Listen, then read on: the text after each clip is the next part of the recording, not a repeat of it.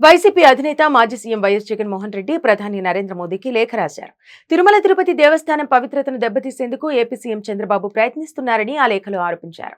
అంతేకాదు చంద్రబాబును గట్టిగా మందలించి అస్సలు నిజాలు బయటపెట్టాలని ప్రధానికి విజ్ఞప్తి చేశారు. రాష్ట్రంలో జరుగుతున్న దౌర్భాగ్య ఘటనలపై దృష్టి సారించేందుకు ఈ లేఖ రాస్తున్నారని, టీటీడీ పవిత్రత, సమగ్రత, ప్రతిష్టకు కోలుకోలేని నష్టం వాటిల్లిందని ప్రధానికి రాసిన లేఖలో చెప్పుకొచ్చారు. శ్రీ వెంకటేశ్వరుడికి దేశంలోనే కాకుండా ప్రపంచవ్యాప్తంగా లక్షలాది మంది హిందూ భక్తులు ఉన్నారని, ఈ సున్నితమైన పరిస్థితిని జాగ్రత్తగా నిర్వహించకపోతే ఈ అబద్ధం చాలా హాని కలిగిస్తుందని జగన్ ఆందోళన వ్యక్తం చేశారు. టీటీడీ పనితీరుపై సీఎం చంద్రబాబు పచ్చి అబద్ధాలు ప్రచారం చేశారని జగన్ మండిపడ్డారు. తిరుమల శ్రీవారి ప్రసాదం తయారీలో కల్తీ నెయ్యి ఉందని, నెయ్యిలో జంతువుల కొవ్వు ఉందని చంద్రబాబు ఆరోపించారు. లడ్డూల తయారీలో ఈ ప్రసాదం కోట్లాది మంది హిందువుల హృదయాల్లో ప్రత్యేక స్థానాన్ని సంపాదించుకుందని జగన్ గుర్తు చేశారు. టీటీడీ పవిత్రతను పునరుద్ధరించాలని లేఖలో జగన్ కోరారు.